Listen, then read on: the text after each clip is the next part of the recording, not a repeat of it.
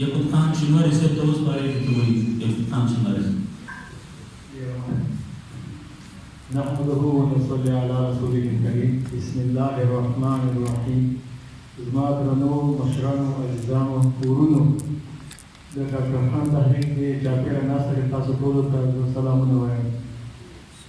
عزیزانو دلته ډېرې خبرې مخې ته راغلې او هغه خبرې مخې ته راغلې چې موږ یې هره ورځ اورو خو د منې کېدو په هفته یې موږ قدم نه اوچتوو.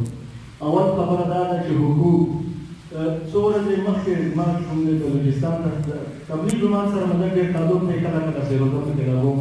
بلوچستان ته تشکیل شو د شپږې شورا په پښین کې چې کوم دی یو کلی دی د کربلا په نامه باندې هلته زموږ تشکیل شو. دا پښین دا کربلا دا بلوچستان دا د پاکستان حصه ده، یعنې دوی په خپل د یوې خواته دا شی شامل کړی دا پاکستان دی. هلته چې زموږ تشکیل وشو هغه ځای کې نه بجلي وه، نه اوبه وې، نه ټلیفون و، نه انټرنېټ و، هېڅ قسم د زندګۍ سهولتونه پکې نه وو.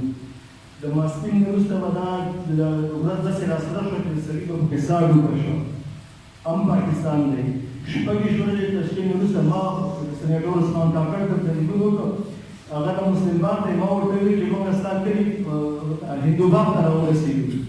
نو مطلب چې زه پکې بجلي شته او زه پکې هغه تیار وم. زه خو د الیکشن په کمپاین کې لګیا یم، تاسو سره بیا چې کوم دی بیا ملاقات وکړم. موږ بیا عزیزانو چې کوم دی دوهم تشکیل غله منډۍ احمد آباد پوکاړه ته وشو. هلته نه په بلوچستان کې نه اوبه شته، نه ګیس شته، نه بجلي شته، نه انټرنېټ شته، نه نور سهولتونه د زندګۍ سهولتونه، نه ډاکټر شته دی. هم انسانان دي. او دلته چې کوم دی په غله منډۍ احمد آباد پوکاړه کې بجلي 24 اور د زندګۍ هر سهولت فیکټري کاروبار، څوک په ګوګل باندې لګیا دی، څوک په ځمکه کې لګیا دی. تبلیغ والا کار دی چې په محله کې چې کوم دی خلکو ته په ګشت باندې ورځي. نو موږ سړي سره په ګشت باندې خبره کړه چې موږ د خیبر پښتونخوا د جومات راغلی دی، ته موږ سره د جومات مسجد پر لاړ شه. نو ما ته هغه په لاهورۍ یا په پنجابۍ ژبه کې خان صاحب پښتونخوا لاهوري چې پښتونخوا په لاهور کې ده، هغه دومره په دې خپلو سهولتونو کې مصروف دی چې هغه ته دا پته نشته چې پښتونخوا په کوم ځای کې ده. نو هغه به زما چې په دې صوبه کې د پاټا کې څومره مصیبتونه تېر شو، څومره جنګونه تېر شو، هغه به د دې نه څه خبر شي. ولې چې هلته هغو ته د زندګۍ هر قسم سهولتونه دي، بجلي 40 ساعته، انټرنېټ، کاروبار، فکري، هر سړی مصروف دی. خو که چېرته د مازدیګر 4 بجو وروسته ته چې موږ په جانګیري باندې راواوړې، دوکانونه به بند کړې، ورڅه کاروبار به ماته وي. هلته 40 ګنټې کاروبار دی، ټرانسپورټ دی، فکري چلي. دا یوه ناانصافي ده. بله خبره د دې خبرې کوم چې وخت ډېر دی. بله خبره د جرګې وشوه. زه په یورپ کې کله ناکله زه راځم. زما 2 کسه پښتانه عزیزان چې کوم دی په یوه مسله باندې سږ کال د فروری په میاشت کې چې کوم دی د بلجیم عدالت ته ورسېدل. عدالت مسله یې د دوکان وکړې، دا زما ډېر دی او ستا ډېر دی. لنډه دا چې حکومت عدالت ورته فیصله وکړه چې یو ار پښتو چې تاسو پښتانه یې، تاسو په خپله هغه روایتي جرګه باندې چې کوم دی فیصله وکړئ.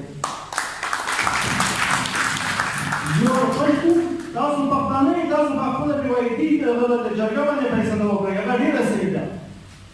نو دا چې اوس د چیف جسټس ما جرګې ته فرسوده نظام یي، نو ما ته پکار نه دی چې داسې ګیله وکړم. ولې دا سیسټم همداسې ناروال دی او په داویاو کلونه موږ داسې او داسې محکوم ساتلی شوي یو او په دې محکوم ساتل کېدو کې زموږ خپله لاس دی ورسره، موږ هغو ته لاس ورکړی دی. مطلب دا دی موږ باید ځان محکوم ساتلی. خبرې به ډېرې کوم، ځان خبرې خبره همدا ده. او د میا صاحب صادق چې کوم دی یو کیسه ده د ډاکټر صاحب د بېلوس خدمت او د بنګلور ته زه کله کله ګورم، ده سره همدا سږ کال زما لومړنی ملاقات دی چې 2006 کال کې دوی دا تحریک شروع کړی دی. خو ما ورسره دوی سره مخامخ فیس ټو فیس ملاقات نه دی شوی. په دا درلو د هرې ځلې به ما کتې. نو میا صاحب صادق یې زما تن بدن راواخلئ، ما نه جوړ داسې دربل کړئ.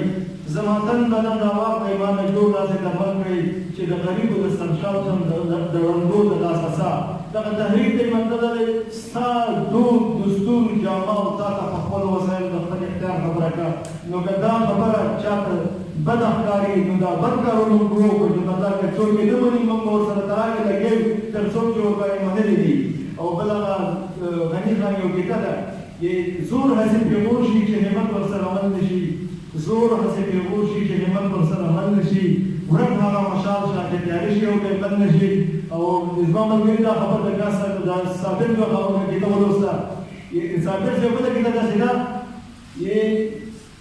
د زړه وینې چې وڅڅوم باید شي د زړه وینې چې وڅڅوم باید شي زمانې زمانو سره ته خیال وکړه صابر صاحب چې کوم دی همدغه پښتنو لپاره او دا هر ځای کې او دا تحریک د ډاکټر خان تحریک دا موږ یو تسلسل دی موږ به تر هغې پورې انشاءالله دا کوشش کوو او د خدای نه به چې کوم دی مرسته مدد غواړو تر څو موږ خپله نظام ته خپله ژبه په تعلیمي نصاب کې نه راژوندۍ کړي تر څو خپل دود دستور جامه مو خپلو خلکو نه یې منلي ډاکټر صاحب یو ښایسته وضاحت وکړ چې نن زما دا څادر چې کوم دی چې زه کوم آفس سره ننوځم دا ممنوع دی چې دې کې چېرته بند دی سبا مې زما د خوب چې کوم دی چې ګرانټ کټه کړی چې دا ممنوع دی او دا کیسې را روانې دي تر څو چې دې لپاره موږ مخکې دیوال په شان ودرېږو صدق الله الله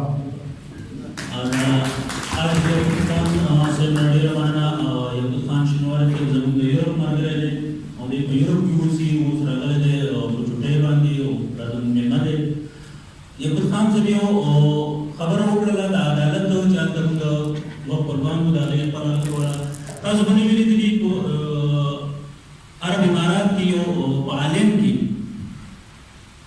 یو علاقه د عالم ډېر ملګري به تللي وي هلته چې کله د پښتنو خپل منځ کې شخړه راشي نو دې لاړ شي پولیس ته نو پولیس ورته وایي چې تاسو لاړ شئ خپلې دولس کسي ته دولس کسي هغوی یو کمیټي جوړه کړې ده یو جرګه ده چې هغې کې د 12 قبیلو خلک دي چې هلته کوم زیات اوسي هغه خلک پکې دي هغې ورته وایي چې تاسو لاړ شئ خپلې 12 کسي ته هغې جرګې د پښتو کې به دا نوم اخلي که نه 12 کسي ته لاړ شئ کله چې 12 کسي فیصله ورته وکړي چې هغه فیصله کم نه مني ورته پاسپورټ یې راکړه ډارېږي ایرپورټ ته راولي ورته زه پورته دومره قدردان قدر